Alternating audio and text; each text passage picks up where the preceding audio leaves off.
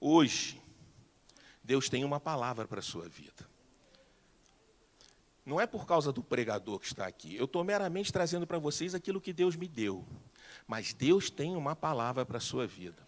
Você que está em casa, Deus tem uma palavra para a sua vida. Mas essa palavra só vai poder chegar até você se você abrir o seu coração, se você baixar o seu espírito crítico, se você não se preocupar com o que eu estou falando aqui em cima, mas sim com o que Deus quer falar para você hoje. Se você tiver esse espírito, se você tiver esse coração, eu não tenho dúvida, você vai sair daqui com uma palavra de Deus para a sua vida. Amém? Então, nesse espírito, eu peço perdão para os meus discípulos, que não aguentam mais, mas eu vou falar sobre o cego Bartimeu. A minha palavra hoje é a igreja que Deus sonha. E eu acho que eu não tenho como não falar da igreja que Deus sonha, sem citar o exemplo do cego Bartimeu. Coloca para mim, por favor, Marcos 10, 46 a 52. Marcos 10, 46 a 52. Eu sou um homem do século passado, eu uso meus papeizinhos, mas no final dá tudo certo. Amém. Está na tela, mas eu gosto de ler aqui, porque eu sou um homem do século passado. Vamos lá. 46. Então chegaram a Jericó. Quando Jesus e seus discípulos, juntamente com uma grande multidão, estava saindo da cidade, o filho de Timeu, Bartimeu, que era cego, estava sentado à beira do caminho pedindo esmolas. Quando ouviu que era Jesus de Nazaré, começou a gritar: Jesus, filho de Davi, tem misericórdia de mim. Muitos o repreenderam para que ficasse quieto, mas ele gritava ainda mais: Filho de Davi, tem misericórdia de mim. Jesus parou e disse: Chamem-no. E chamaram o cego. Ânimo, levanta-te, ele o está chamando. Lançando a sua capa para o lado, de um salto, pôs-se em pé e dirigiu-se a Jesus. E Jesus disse: O que quer que eu faça? Perguntou-lhe Jesus. E o cego respondeu: Mestre, eu quero ver. Vá, disse Jesus, a sua fé o curou. E imediatamente ele recuperou a visão e seguiu Jesus pelo caminho. Amém? Essa passagem ela nos traz um monte de ensinamentos. Primeiro que aqui fala Bartimeu, filho de Timeu. Eu fui fazer uma pesquisa e descobri que Timeu, há correntes duvidosas, mas a corrente principal diz que Timeu era um grande general de Israel, que na época da invasão romana, ele combateu o exército romano, mas como o exército romano era muito poderoso, ele se retirou para fazer uma guerra de guerrilha, até que ele foi preso e executado pelo exército de Roma. Porém, naquela época, Roma, quando pegava um líder expressivo assim, ele matava todos os familiares deles, ou então os aleijava. Parece que no caso de Timeu, o exército romano o cegou. Então entenda, esse homem, ele tinha tudo. O pai dele era um homem poderoso, um homem que tinha posição, um homem que tinha bens, um homem que tinha terras, um homem que tinha poder. E de repente, esse homem se viu privado de tudo e privado de uma coisa que é essencial na nossa vida, a visão. E quando ele passa a viver essa vida de cego, de esmolante, veja só, ele era um homem próspero, um homem de família, um homem de tradição e virou um esmolante. Mas quando ele sente a presença de Jesus, esse homem não enxergava, mas ele sente a presença de Jesus, o que ele faz? Filho de Davi, filho de Davi. E ele começa a gritar. E as pessoas dizem o quê? Cala a boca, não chateia o mestre. Está incomodando Jesus. Mas ele não quis nem saber, ele sentiu a presença de Jesus. E ele continuou gritando: Filho de Davi, filho de Davi, filho de Davi. E aí Jesus, vendo aquele homem, ele se comove, como sempre Jesus se comove com aquele que clama pelo nome dele. Ele diz: deixa ele vir até mim. E aí os homens falam: olha, fica feliz, ele está te chamando. E a reação de Timeu é maravilhosa, porque a única coisa que ele tinha, o único bem que ele tinha, era aquela capa. A capa permitia a ele que pudesse esmolar. Aquela capa era como se fosse um crachá nos dias de hoje, dizendo assim, esse homem pode esmolar. Sem aquela capa ele não poderia pedir esmolas. Mas ele, quando sente que Jesus o chamou, a certeza dele de que Jesus o atenderia era tão grande que ele jogou a capa longe. Se pegassem aquela capa e sumisse, para ele não tinha mais problema. E ele vai na direção de Jesus. E quando Jesus o acolhe, ele faz aquela colocação maravilhosa. Ele era um cego. Mas Jesus precisa ouvir aquilo que você quer na sua vida. E ele vira e fala, o que queres que eu te faça? E ele imediatamente, ele diz, eu quero ser curado. Tem outras versões que falam que Jesus diz assim, você crê que eu posso te curar? E aí ele diz, creio, sim. Ele não diz, acho. Porque se ele tivesse dito acho, ele estaria cego até hoje. Porque a convicção da fé, a força da nossa fé, com o poder do altar de Deus é que materializa o milagre. Então, quando Jesus diz a ele, você crê? Ele diz, sim. Jesus fala para ele, a tua fé te curou. Essa passagem é muito emblemática porque ela fala direto com a nossa vida. Muitas vezes a gente esquece que é a nossa fé, não uma mágica, não uma coisa, a nossa fé que provoca o mundo espiritual. Então, queridos, a igreja que Deus sonha é aquela que crê e está totalmente aliançada com Jesus. Jesus é o autor da nossa fé. Precisamos cada vez mais alinhar a nossa vida com Jesus. Eu quero perguntar para vocês, quantas vezes, essa semana, você agradeceu a Jesus o sacrifício dele na cruz? É porque o sacrifício de Jesus não foi para ele. O sacrifício de Jesus não foi para Deus. Não foi para ele conseguir um galardão. Não foi para ele conseguir uma promoção. O sacrifício de Jesus foi por cada um de nós. Foi para nos trazer salvação e vida eterna. Foi para nos trazer a esperança. Foi para nos trazer num domingo de carnaval aqui, cientes de que vamos receber uma bênção sobrenatural. Você crê que você pode receber uma bênção sobrenatural hoje? Não, você não entendeu. Você crê que pode receber uma bênção sobrenatural hoje? Então Deus vai te dar, esteja atento. Esse é o nosso Deus. E deixa eu dizer uma coisa para vocês. Nisso a igreja é fundamental.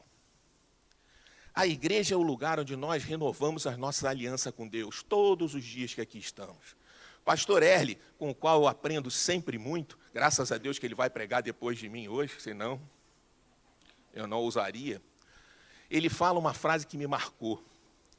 Nunca menospreze o poder da congregação.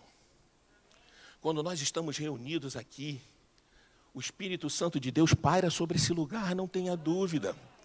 Tudo que você está pensando, tudo que você está pedindo, tudo que você está apresentando no altar do Senhor, está sendo encaminhado pelo Espírito Santo de Deus. Mas para isso você precisa crer. A igreja é fundamental para que nós possamos nos aliançar cada vez mais com Jesus. Deixa eu te dar um exemplo bobo, mas que muitos de nós já passamos por ele, acredito eu. Você pode fazer exercício sozinho, né? Você pode chegar e dizer, não, a partir de hoje, eu já fiz tantas vezes isso, a partir de hoje eu vou caminhar, eu vou correr, quando eu voltar eu vou fazer 43 flexões. E você vai o primeiro dia. Você compra até roupa nova. Você vai no segundo dia. Até o terceiro dia você foi. Mas no quarto, você começa a ter um monte de motivos justos para não ir mais. Ah, eu estou cansado. Ah, eu estou com fome. Amanhã eu vou. Mas hoje não. Hoje eu vou ver o jogo do Flamengo. E você começa a descuidar novamente do seu corpo, da sua saúde. Entenda que a igreja, queridos, e o que eu quero dizer para vocês é o seguinte, mas se vocês contratam uma academia, você tem um estímulo para ir. Primeiro que você está pagando. Segundo que você chega lá, tem gente, tem alegria, tem vida. Você olha e diz assim, pô, aquele cara está forte, eu quero ficar igual aquele cara. As mulheres que não fazem isso, são pouco competitivas, elas olham e dizem assim, meu Deus, que corpão ali, hein? Jesus, vou fazer aquele exercício. Você tem um estímulo. Ou então, se você for tão preguiçoso quanto eu, você contrata um personal. Gente, o Fernando, que é aqui, o diácono da nossa igreja, que ajuda hoje com os jovens, aquele rapaz, segunda, quarta e sexta, 8 horas da manhã em ponto, está tocando a minha campainha. E eu oro de noite, eu oro de madrugada, eu falo, Senhor, dá uma alma para ele converter nessa manhã e me deixar livre. O cara não pega um resfriado, o cara não se atrasa. Outro dia eu reclamei, eu falei, filho, não é possível assim. Dá uma folga para o gordinho. Mas se não fosse ele, eu confesso para vocês que eu tinha um monte de motivos justos para não fazer o exercício. E aí você tem que perceber que a igreja, ela é a nossa academia da fé. É na igreja que você treina a sua musculatura espiritual. Você fortalece a sua musculatura espiritual. E você queima a gordura do pecado. Só assim você consegue fortalecer cada vez mais a sua fé. Então eu queria que você colocasse para mim, por favor, Romanos 12, 2. Romanos 12, 2, que diz assim, não se amoldem ao padrão deste mundo, mas transformem-se pela renovação da sua mente, para que sejam capazes de experimentar e comprovar a boa, agradável e perfeita vontade de Deus. Queridos, quando você está aqui nesse templo, ouvindo esse louvor maravilhoso, aliás, essa turma tem que ser muito elogiada, eles estavam ontem lá na conferência, saíram de lá tarde da noite, e a alegria e a qualidade deles aqui, hoje até reforçados pela turma de Petrópolis. Mas é aqui nesse lugar, é aqui nessa academia da fé, que você vai se fortalecer para enfrentar as lutas da vida, que você vai se fortalecer para quando o inimigo apontar, você dizer, não, eu recebi uma bênção da igreja, eu estou protegido pelo sangue de Jesus, em mim ninguém toca, sai para lá, show! Por isso nós precisamos perseverar na nossa fé. Às vezes nós somos muito cansadinhos. Às vezes nós esperamos uma igreja perfeita. Às vezes nós queremos que a igreja, que é feita por homens imperfeitos, funcione redondinha. Só pessoas maravilhosas, só pessoas que não erram, líderes que que fazem tudo aquilo que você espera deles. Queridos, somos humanos, todos nós. E como eu já ouvi muitas vezes, eu queria, e me deixa profundamente triste, é quando chega para mim e diz assim, não, eu queria uma igreja que fosse a minha cara. E às vezes bom, enfim. Eu queria uma igreja que fosse a minha cara. Entenda, queridos, que a igreja que Deus sonha é uma igreja que tem a cara de Jesus e não a sua.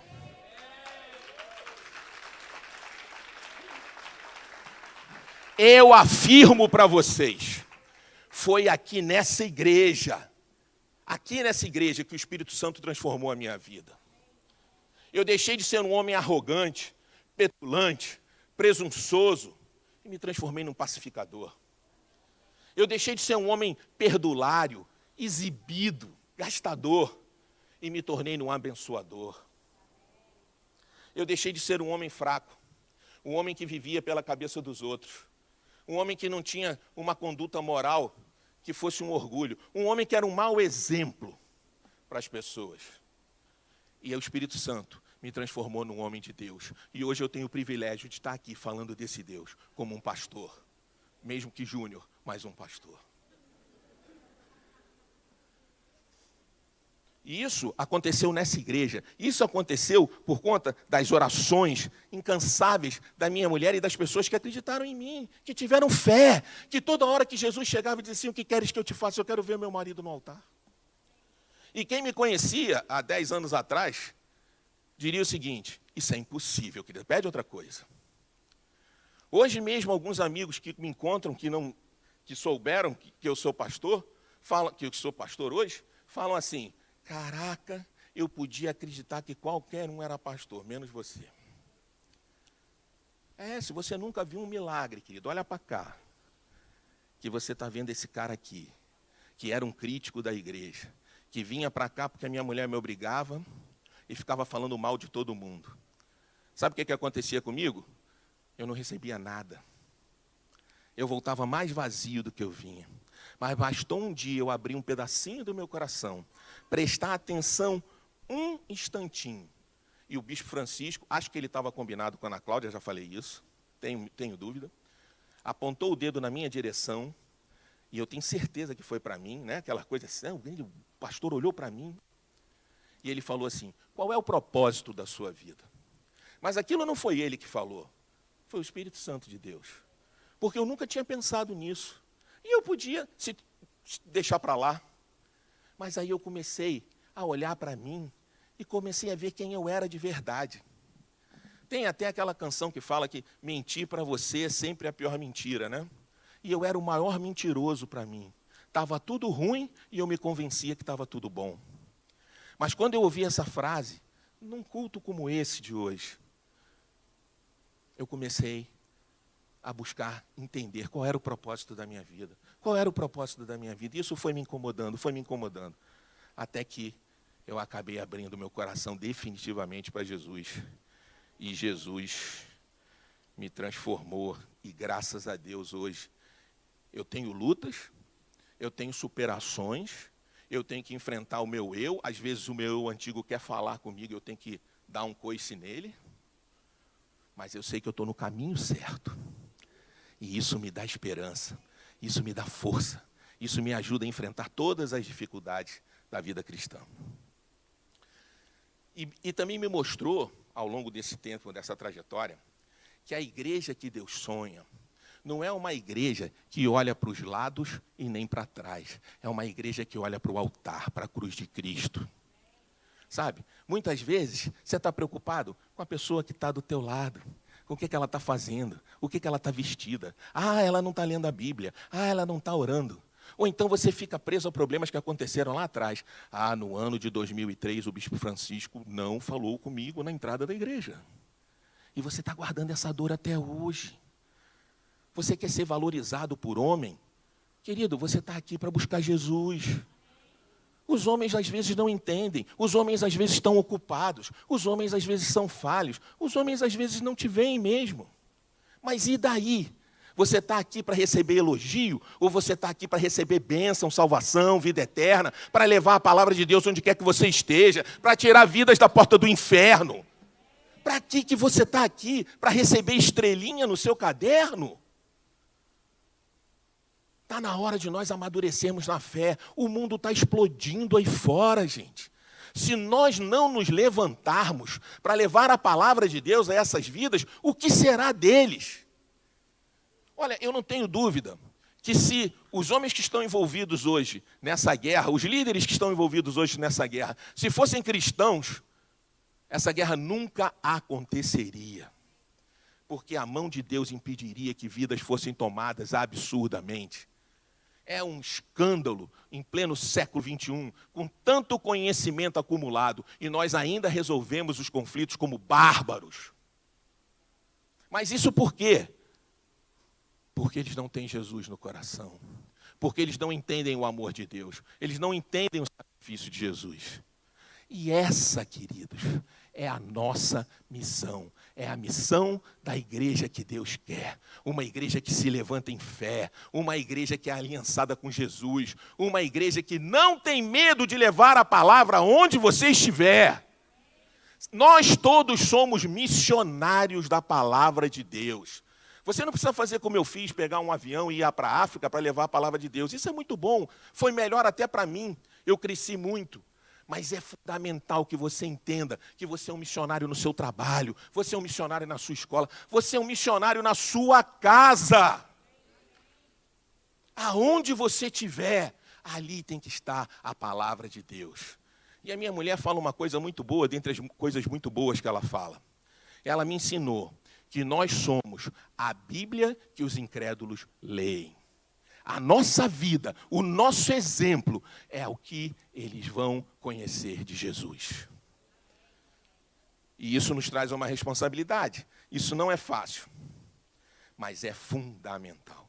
Coloca para mim, por favor, 1 Pedro 2, 9 e 10. Presta atenção nesse trecho, que diz assim: Vocês, porém,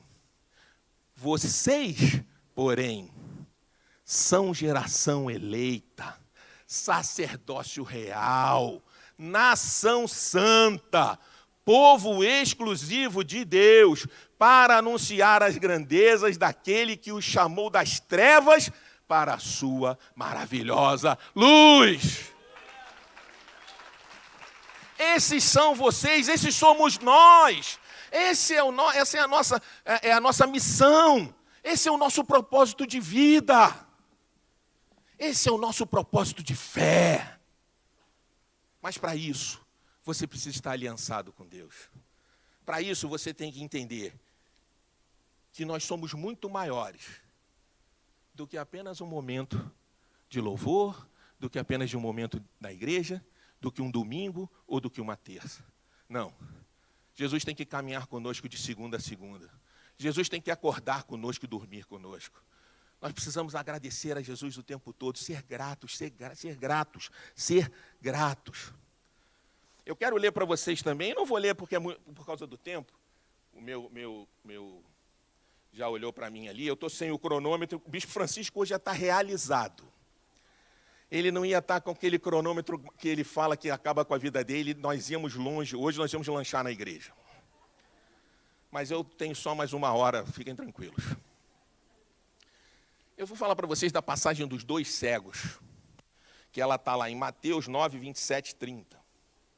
Essa história, Jesus estava passando, e 2 cegos sentiram a presença de Jesus e resolveram ir atrás de Jesus. Só que Jesus não estava querendo falar com eles. Jesus estava apressado. Você imagina, Jesus devia ser um cara forte, um cara que caminhava muito, né? Um homem que era um marceneiro, devia ter uma complexidade física. A gente fica vendo aqueles negócios de Jesus, não era nada daquilo não, Jesus devia ser parrudão. E Jesus, na frente deles, 2 cegos. Imagina a dificuldade para acompanhar um homem forte como Jesus. Mas eles não pararam, eles seguiram, e Jesus foi, até que Jesus entra numa casa, e aí não teve jeito, eles entraram nessa casa, encurralaram Jesus. E aí Jesus veio até eles e falou: o que queres que eu te faça? Ah, meu Deus, todo dia eu peço a Jesus que Ele fale isso na minha vida. O que queres que eu te faça? E eles disseram: nós queremos enxergar. E aí ele coloca a mão nos olhos dos cegos e diz assim: a tua fé te curou. Seja feito conforme a sua fé. Seja feito conforme a sua fé. Veja que eu trouxe para vocês hoje aqui, por essa nossa conversa, a história de cegos. Esses cegos, eles eram cegos naturais, mas eles não eram cegos na sua vida espiritual, no sobrenatural. Porque o que os moveu não foi a visão, foi o sentimento. Foi sentir a presença de Deus. Foi sentir a presença do Cristo, o Salvador. Foi perceber que ali estava o seu milagre. E eles não hesitaram. Você imagina, os 2 cegos não desistiram de Jesus. Quantas vezes nós largamos pelo caminho aquilo que queremos? Nós desistimos dos nossos sonhos, nós desistimos dos nossos projetos, nós desistimos dos nossos milagres, porque não chegaram no tempo que nós queremos. Igual criança mimada. E essas passagens nos mostram que aqueles que perseveram atrás de Jesus vão conseguir com que Jesus faça a pergunta melhor que um homem pode receber: o que queres que eu te faça? Ah, queridos, quando Jesus perguntar isso, não bobeia. Fala e fala forte. E diz: eu creio que você pode fazer um milagre na sua vida. E o milagre vai se materializar. Então, tal qual esses cegos, nós temos que ser perseverantes. E a igreja que Deus sonha não é uma igreja que olha para as mãos de Deus. Não. Não é uma igreja que fica olhando para aquilo que Deus pode nos dar. É uma igreja que está ligada, vinculada e grata ao sacrifício de Jesus na cruz. É o sacrifício de Jesus que impulsiona a nossa vida espiritual. Deus é tão generoso, queridos. Ele é tão generoso que Ele permite que nós plantemos tudo aquilo que nós tenhamos vontade. Mas não esqueça que Ele é justo, e você vai colher exatamente aquilo que você plantou. Então, queridos, não esmoreçam, fiquem firmes. Vamos juntos construir uma igreja forte, uma igreja sólida, uma igreja apaixonada por Cristo. Sabe, quando nós falamos assim, vamos ler o Evangelho juntos, não é para chatear você, não é para te dar trabalho, é para te dar oportunidades de você conhecer intimamente esse Jesus. Porque eu digo para vocês, foi esse Jesus, e é esse Jesus, que me inspira todos os dias a sair da minha cama com esperança de que tudo vai dar certo. Juntos, queridos, unidos, nós podemos viver uma igreja intelectualmente robusta e espiritualmente vibrante. Esse é o convite que nós temos que abraçar. Essa é a situação que precisamos viver. Então eu quero dizer para vocês que hoje chegou a hora de nós dizermos chega. Chegou a hora de nós dizermos basta. Chegou a hora de acabar com a nossa cegueira espiritual, seja na área que for da nossa vida. Porque você pode enxergar muito bem numa área da sua vida, mas na outra você pode ser completamente cego e arrumar um monte de desculpas para continuar assim. Mas agora você vai acabar com isso na sua vida. Agora a tua fé vai chegar diante do altar de Deus e vai dizer, Deus, liberta-me disso, Senhor. Acaba com isso na minha vida. Remove, Senhor, essa cegueira para que eu possa enxergar Jesus completo em todas as áreas da minha vida. Eu quero te convidar para ficar de pé agora. Mas não fique de pé como um momento religioso. Fique de pé num movimento espiritual, levantando para responder o chamado de Jesus. Porque você veio aqui hoje num domingo de carnaval, dizendo assim, Jesus, Jesus, Jesus, filho de Davi. E agora, nós vamos ter a oportunidade de ouvir a voz desse Cristo dizendo, o que queres que eu te faça? Agora é hora de você ter fé. É a hora de você acreditar no sobrenatural, fechar os teus olhos e declarar em fé para Jesus o que você quer que Ele te faça. Se você puder diminuir as luzes para que as pessoas fiquem mais à vontade nesse momento. Tenha o seu encontro com Deus agora. Tenha o seu encontro com Cristo. Coloque a sua vontade e nós vamos orar e abençoar esse teu momento para que o milagre aconteça na sua vida.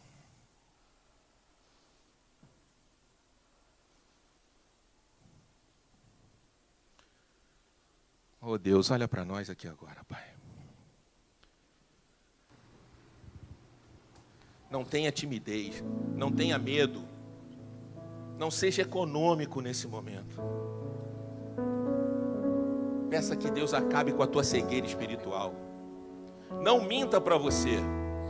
Talvez você tenha ouvido coisas óbvias aqui hoje. Mas a grande questão é, você pelo menos tem feito essas coisas óbvias? Questione agora o seu interior e conversa com Jesus. É hora de materializar o seu milagre.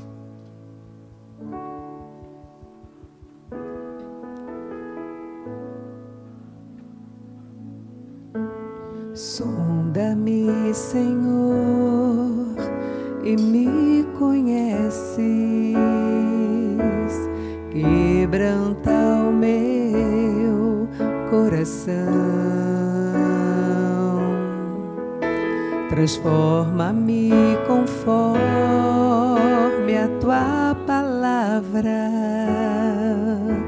Vai ouvindo esse louvor e vai conversando com Jesus. Não quebra essa corrente. Não quebra o seu pensamento. Não deixe que nada te afaste do que você tem a colocar para Jesus agora. Usa-me, Senhor. Usa-me como um farol que brilha à noite, como ponte sobre as águas, como abrigo no deserto, como flecha que acerte o alvo. Eu quero ser usado da maneira que te agrade em qualquer hora e Eis aqui a minha vida, usa-me, Senhor. Senhor Deus, Pai de amor e de misericórdia, olha para nós aqui agora, seu povo reunido, clamando o Senhor, respondendo sim, eu creio. Sim, eu creio. A pergunta de Jesus. Senhor, tu sabes o que foi colocado agora diante de ti. E nós te pedimos, Senhor, pousa teus olhos sobre nós nesse momento, Senhor. Libera a sua graça, Senhor, a tua unção sobre as nossas vidas. Senhor, que toda cegueira espiritual seja dissipada das nossas vidas agora. Que todos os enganos sejam retirados das nossas vidas agora. Que tudo aquilo que nos impede de chegar diante de Jesus seja agora transformado na história da nossa vida. Senhor, que nós possamos te entregar a igreja que você sonha. Então, na autoridade do nome de Jesus, na autoridade do nome de Jesus, nome que cura, nome que expulsa demônios, nome que ressuscita dos mortos, eu te abençoo, para que você receba uma unção nova, para que você caminhe enxergando a verdade do Cristo ressurreto, para que o seu milagre seja materializado pela força da sua fé e o poder do altar do Senhor. Eu te abençoo,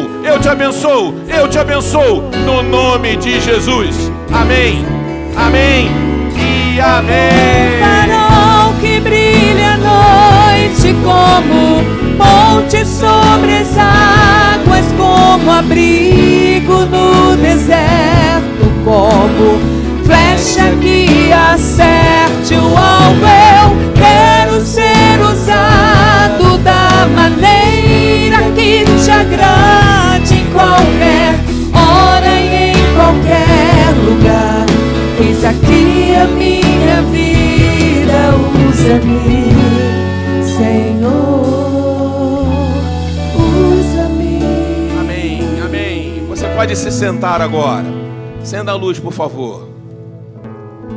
Antes de nós passarmos para a bênção final, eu estava aqui agora e eu sou advogado. E me veio uma coisa na minha cabeça agora aqui que eu quero dividir com vocês. A igreja que Deus sonha não é aquela que faz um comodato do seu coração com Jesus. Sabe o que é um comodato? Comodato é quando você é dono de uma coisa, empresta ela, mas você pode tomar a hora que você quiser de volta. Nós temos que fazer uma doação do nosso coração para Jesus.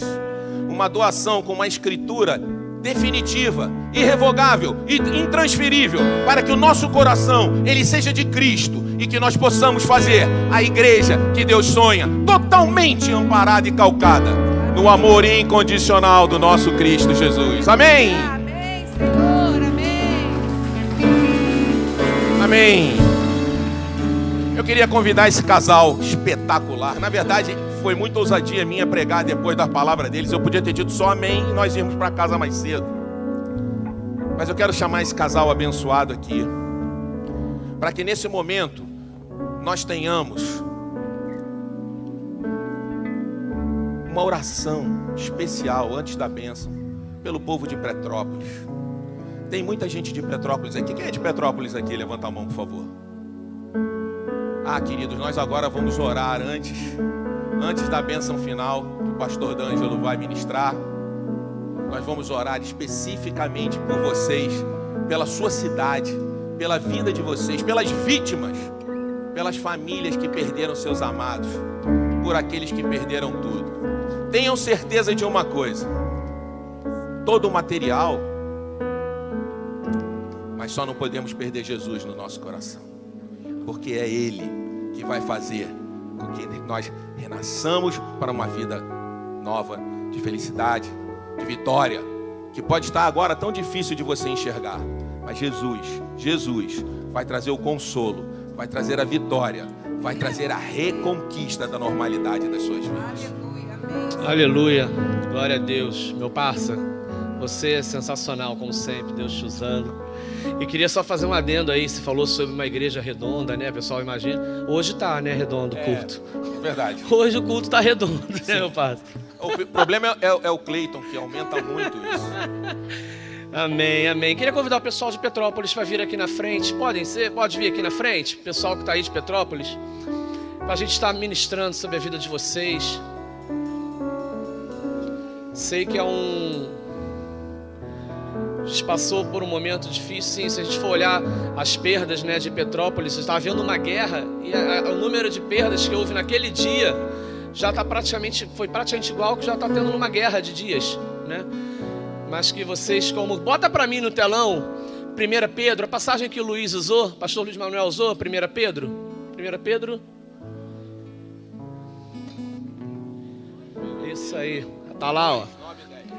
Vocês, porém, são geração eleita, sacerdócio real, nação santa, povo exclusivo de Deus, para anunciar as grandezas daquele que os chamou das trevas para a sua maravilhosa luz.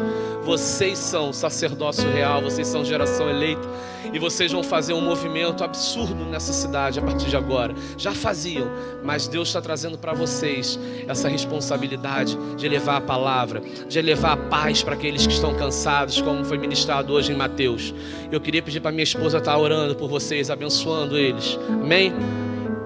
Queria que a igreja ficasse de pé, né?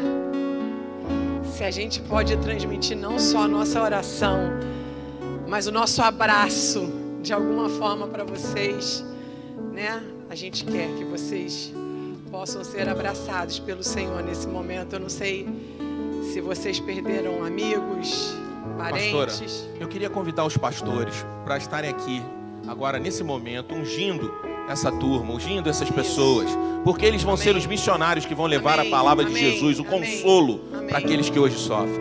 Amém. Como o D'Angelo falou, duas histórias de duas pessoas de 17 anos que abriram mão da sua vida para salvar outras. Que vocês usem a juventude de vocês para fazer a diferença naquele lugar no meio de tanta dor. Senhor, nós apresentamos, Senhor, esses jovens que estão aqui no teu altar nessa manhã. Deus, não conseguimos mensurar o tamanho da dor que está naquela cidade, o tamanho da dor que cada um sente, Deus, vendo a sua cidade, aonde cresceram, aonde estudaram, aonde aquela praça que você passava, aquela loja que você ia, e você olhar para todos os lados e ver que está tudo destruído, Senhor. Senhor, Tu és o Deus de novos começos, e eu quero declarar um novo começo sobre aquela cidade. Eu quero declarar, Deus, que tudo foi ao chão, porque o Senhor é um Deus que vai reconstruir e vai fazer um novo começo na cidade de Petrópolis. Essa cidade vai receber uma unção do céu, vai haver avivamento. Deus, aonde existe dor, Deus, traz alegria. Aonde existe perda, Deus, que o Senhor traga suprimento. Senhor, traz um novo começo para aquelas famílias. Traz um novo começo para aqueles empresários. Traz um novo começo para essa mãe que perdeu um filho, para esse pai que não tem vontade de levantar da cama. Traz um novo começo, Senhor. Nós, como igreja, nós pedimos ao Senhor, tem misericórdia, meu Deus, e traz um recomeço para essas famílias, Senhor. Unge esses jovens com ousadia, com determinação, com força, para que aonde eles colocarem os pés deles, Senhor Deus, eles levem as boas novas do Teu Evangelho, eles levem esperança, eles levem fé, Senhor. Nós te agradecemos, porque nós sabemos, Deus, que Tu és um Deus que pode todas as coisas, e que se o Senhor permitiu a destruição, é para que haja reconstrução, Senhor. E nós te louvamos em meio à dor, nós te louvamos em meio à tristeza, porque o Senhor é a nossa herança. Você pode repetir? O Senhor é a nossa herança. Eu posso perder casa, eu posso perder quem eu amo, mas a presença de Deus, essa eu nunca posso perder, porque é a presença de Deus que nos levanta, é a presença de Deus que faz a gente levantar todos os dias, quando não existe motivos para levantar. Vocês têm motivo para se levantar, Vocês têm motivo para pregar, porque Ele salvou a vida de vocês. E através de vocês Ele salvará muitas outras vidas. Amém? Vamos aplaudir ao Senhor. Aleluia! Que brilha a noite como ponte sobre as águas, como abrigo no deserto, como flecha que acerte o alvo. Eu quero ser usado da maneira que te agrade, em qualquer hora e em qualquer lugar. Eis aqui a minha vida, usa-me, Senhor, usa-me. Aleluia, aleluia. Deus abençoe. Vamos aproveitar que o nosso bispo chegou, né? Para que ele venha nos dar a bênção final. Bispão, aproveitar que o senhor está aqui, o senhor nos dá a bênção final. Isso. Aproveitar que está aqui, vamos dar essa bênção final, né? A gente recebe do Senhor. Amém? Amém. E eu aprendi ontem, né? Minha vontade de Deus está ali, ó. Boa, perfeita e agradável ali. Ó.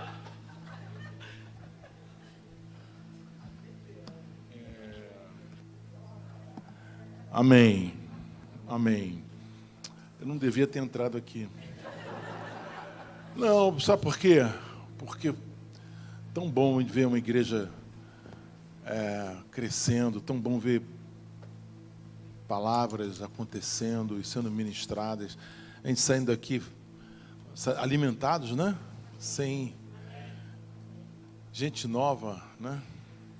Olha para a pessoa que está ao seu lado, o próximo a pregar domingo é você. Fala assim: próximo, você vai pregar domingo que vem. Você vai pregar. Domingo que vem quem vai pregar é você. Amém? Nós desejamos a você crescimento na sua fé. Que você esteja mais fé, mais crescimento. Em nome de Jesus. E aproveitar aqui que nós vamos subir lá para Petrópolis. Vamos visitar nossos irmãos e passar um sábado lá com eles e ajudar naquilo que for necessário. Nossos irmãos, nossa família, né? Vamos lá, chorar com eles um pouco, reconstruir algo, de repente, juntos, né? Em nome de Jesus. Posso orar com você? Essa semana, nós temos amanhã, segunda-feira e terça, o Arena Conference lá no Via Parque, né? Está muito bom, muito bom. Na segunda-feira, nós temos diversas atrações, palavras. Está sendo muito bom, muito bom, muito bom, muito bom. E eu gostaria que você fosse, que você participasse, em nome de Jesus. E terça-feira nós não vamos ter culto, porque nós vamos estar lá, prestigiando o Fernandinho, né? Dando uma força para ele. Dando uma força para o Fernandinho, né? Né? O cara está começando a vida dele, né? A vida, né? Como adorador, então a gente vai dar uma força para o Fernandinho. Terça-feira à noite nós estamos lá. Não vai ter culto aqui, vai ser lá. A festa, o banquete vai ser lá. Amém? Que a graça do nosso Senhor e Salvador, Jesus Cristo, seja sobre vós.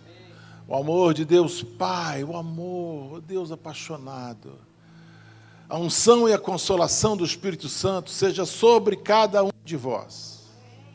Essa semana, você vai ter uma semana com muita paz no coração. Paz é muito importante, muito. Paz com Deus, paz de Deus e paz com os homens.